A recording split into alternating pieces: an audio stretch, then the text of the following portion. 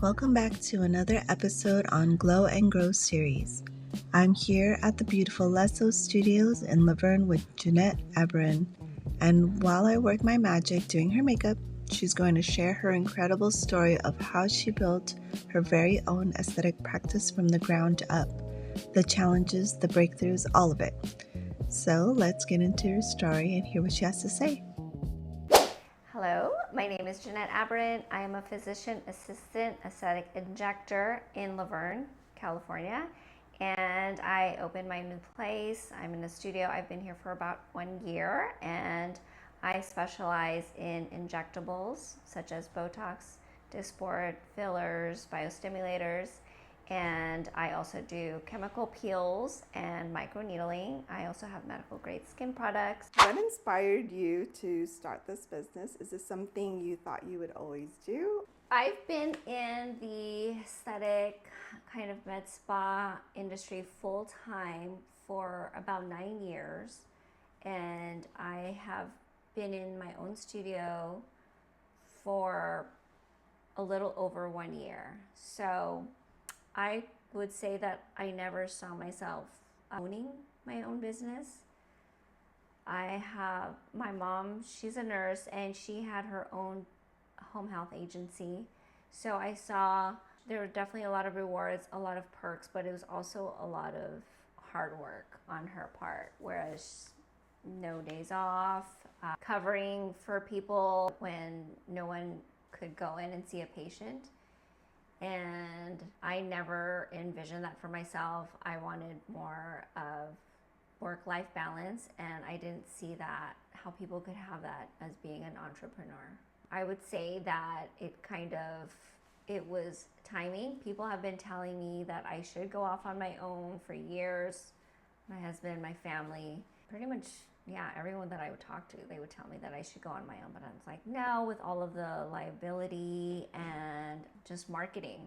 So how I came into it, how it even became like a real thought and a real vision in my head was I ran into a colleague at a work dinner, and she just helped me. She guided me. I was just talking to her casually, asking her how everything is going. And she had a very similar personality, very similar vibe, that she wasn't heavy like into social media. She wasn't a good marketer. She wasn't a good putting herself out there kind of person. So I listened to her, and everything she was saying was making sense, and it just sounded more and more doable. I asked her all the questions, all the things I worried about, like, well, who's going to answer all these calls when people are calling to not just make appointments, but if they have concerns, what do you do? Or things like, who's your medical director? Where do you get your malpractice insurance? Where do you get all of the legal paperwork that everyone is signing when they're coming in? And she answered all my questions. She said how much her life has improved, especially having children, having a big family, having friends that you're trying to keep in touch with. And especially after COVID, right, where we got a little idea of what it was like to have more life in the work-life balance.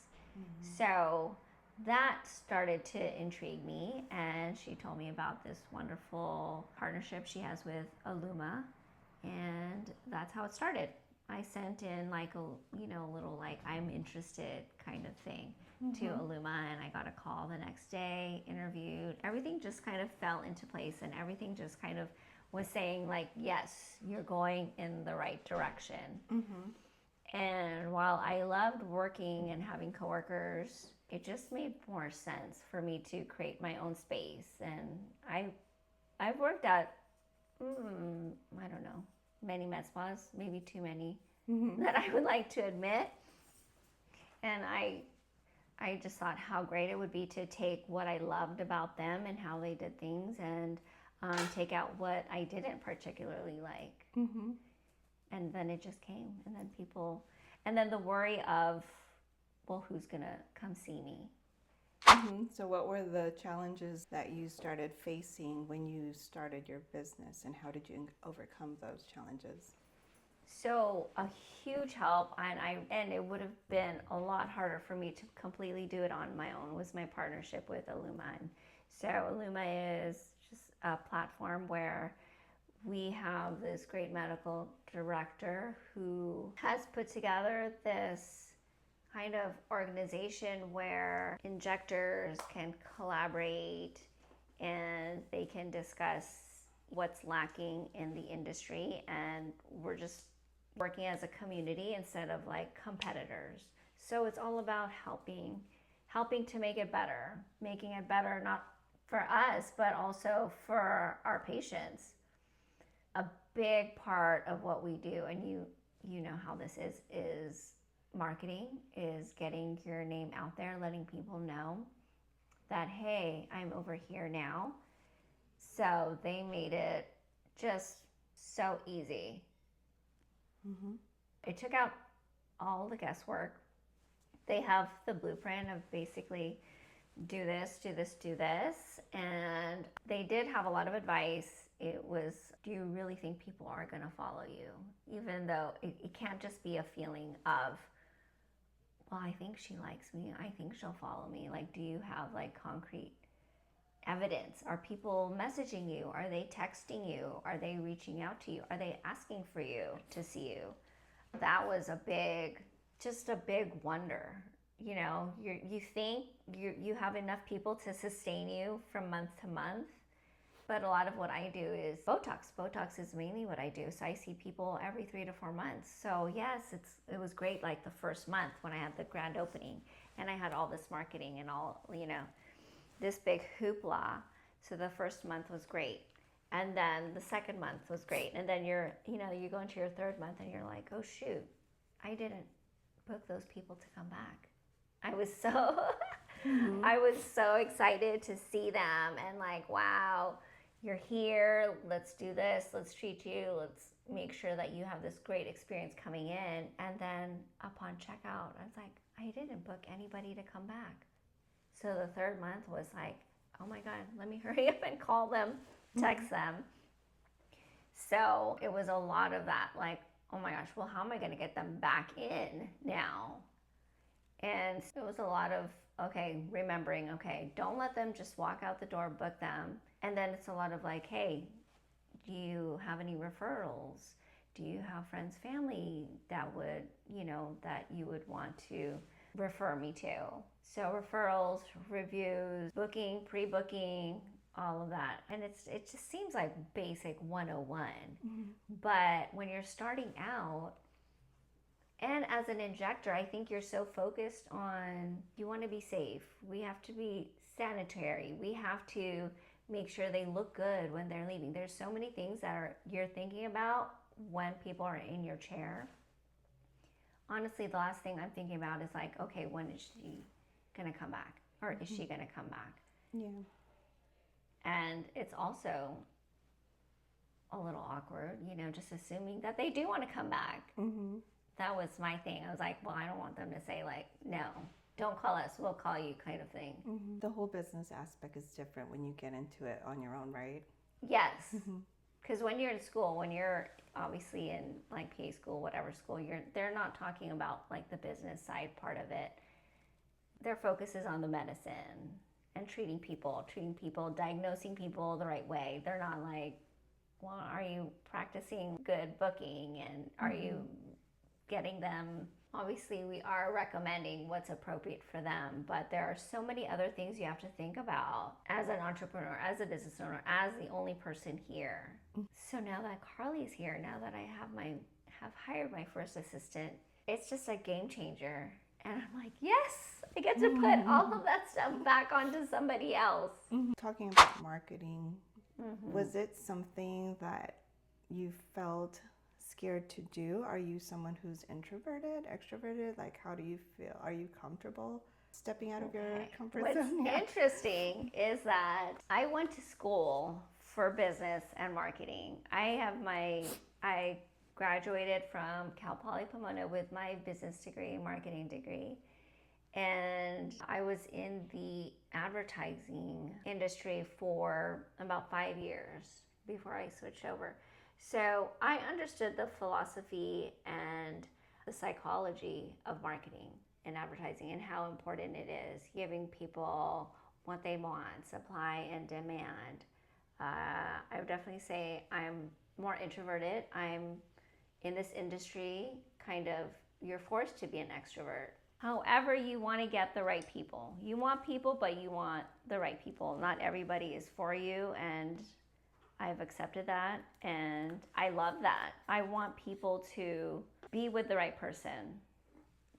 I don't expect everybody to love me, and I think that comes with like aging, right? Mm-hmm.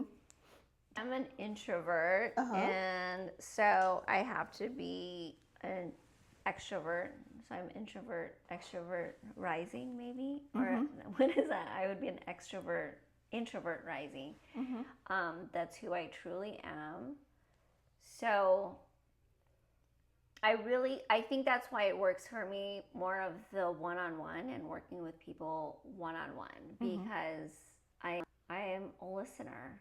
And that's what I hear a lot from people, is that the previous injector or whatnot didn't really listen to them, and the visit was just like very fast. So for me, I love the conversation. I'm not a small talk person. Like, I want to get like deep. I'm like, tell me what you're looking for. And everybody's pretty much looking for the same thing. And, I'm like, tell me your budget. If you want to tell me your budget, tell me your budget. Tell me what you want to do. Tell me what you're afraid of. You get to know your patients a little deeper and have a better understanding. Yes.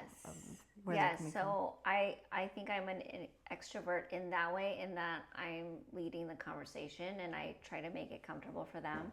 I'm an introvert when it comes to maybe marketing myself to people I don't know.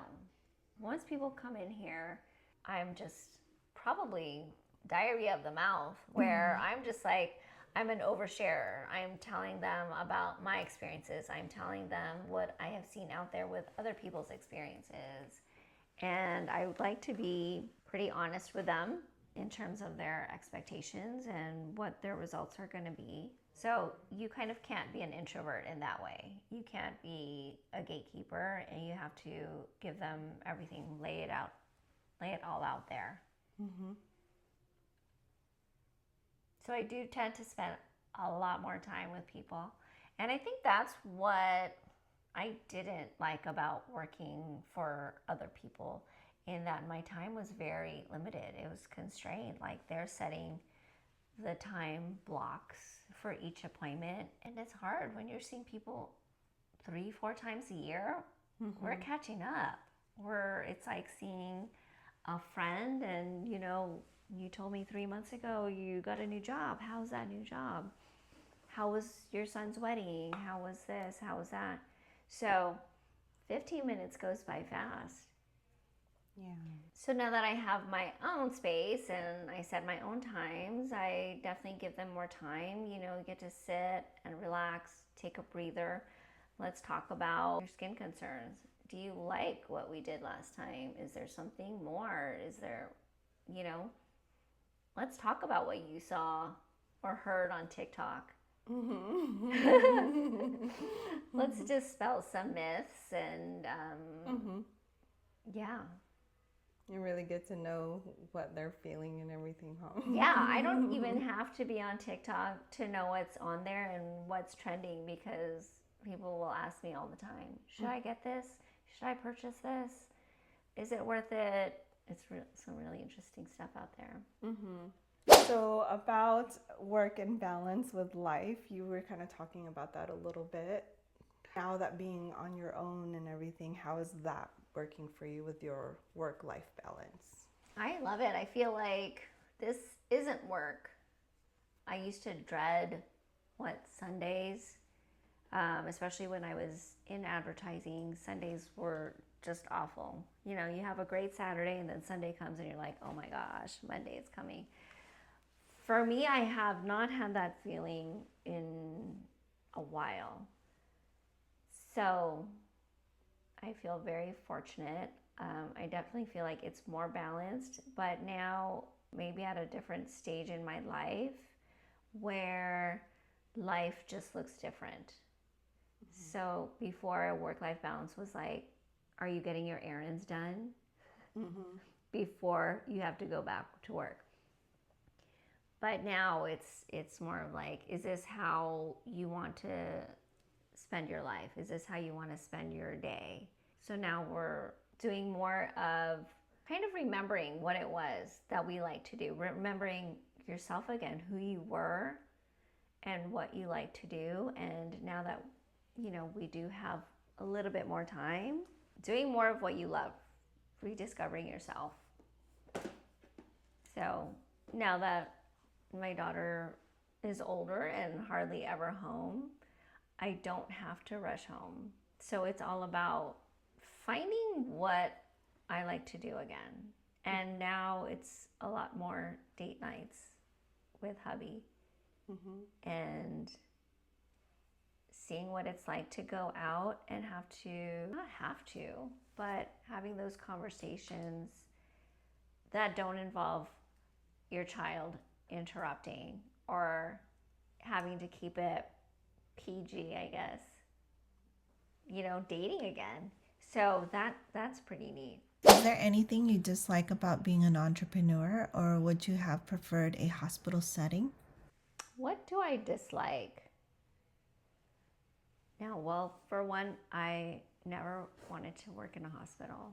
It was one, I think that the people that work in hospitals are so amazing that it would be a disservice to be there and, you know, not somebody who loves being in hospitals.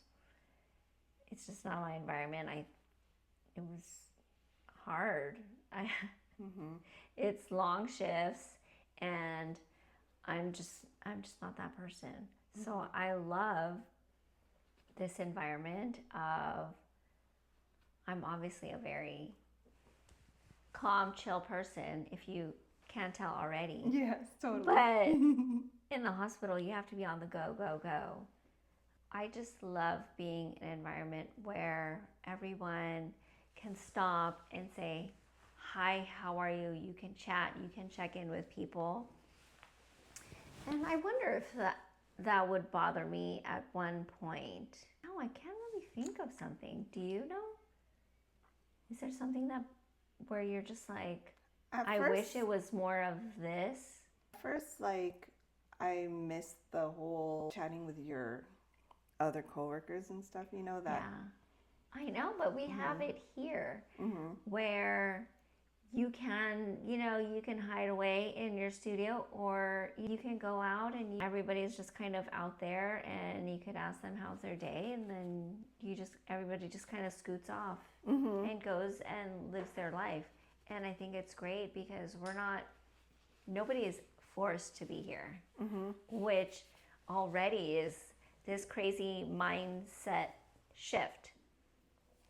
Because everywhere I've worked before, everyone has to be there. And it's kind of like a doom and gloom. Like, it's always a thank God it's Friday mentality, instead of being grateful each day and happy every day. Nowadays, I don't even know what day it is. Like, I have to remind myself, like, oh yeah, it's Friday. I'm with Trisha today. But now it's never like, oh my gosh, thank God for the weekend. Thank God for a day off. Maybe that would be a thing where it's like, I don't know what the days are anymore. And that could be a problem. I have to look at my schedule to see what day it is. And I do set alarms. That's true. But yeah, I would say it's great because every day is a little bit different, and you just appreciate every day for what it is. Instead of like looking forward, like always looking to the future for like Saturday, for Sunday. Yeah, it's like every day is a fun day. Yes. It's funny you said that, because for my birthday I was working, and I worked here, and people are like, oh, you're going to come into work? You don't want to take the day off? And I'm all, I love what I do, so it's not like, it feels like, if I hated it, I'd be like, yeah, I'm going to request a day off. Yeah. I can't with you people. No. Yes. Yeah. Yes. I get it. It's like, we love what we do. Like, what do you mean? I don't mind. But I guess we have to, like we said earlier, we have to set boundaries. Otherwise, we would be here every day. And I guess that's not a good thing. I guess I need a life. Yes. What helped you push through the hard seasons, and what was the biggest mindset shift in becoming an entrepreneur? Yeah, I think in the beginning of just knowing how the next month is going to be or how the next week, you're like, oh, cool, I have the day off. But then you're also like, oh my gosh, I have the day off.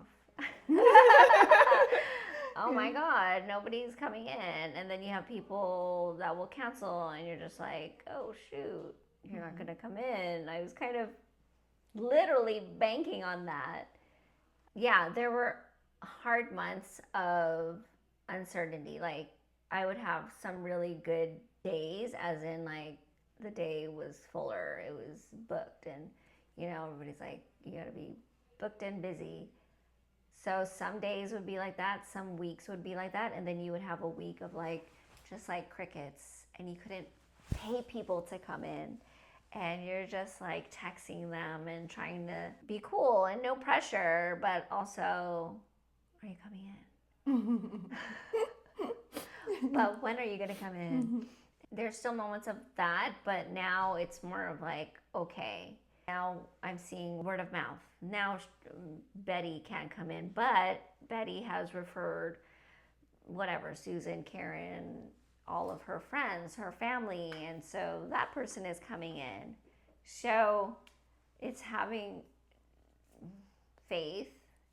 It's been like a lot of just kind of trusting the process, just going with the flow, like not forcing anything ever, and not seeing people just to have a full packed schedule. So that was a challenging part of like realizing your people are your people, and they're gonna come in, and luckily you plan for it, and you can't be wishy-washy, right? We can't just rely and hope that people will come. You also have your safety net, right? Money was put aside at some point, and you're just like taking money out. You're like, okay, I'm gonna have to take money out of my savings. Let's do this. And that has helped get through some seasons.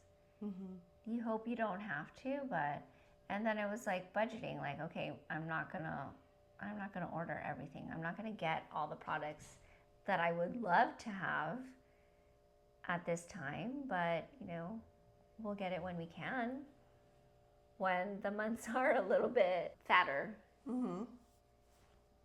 Yeah. Okay, go ahead and take a look. Okay. I'm scared. Oh, I like it, girl. This is perfect. I mean, can you do my makeup every day? Like, I just show up a mess. Wow. And I'm not even an eyelash person. I always feel like I look like not myself, but I love it. Cool. Thank you so much for this. I mean, you were just like touching my face, and I was like, and it feels so light. It feels like there's nothing on there. But yeah, this is not really how I look. This is amazing. You have transformed my face. And I would love to do this again. Thank you. So good. This will just embalm me, and I'll look like this forever. Every day. Yes.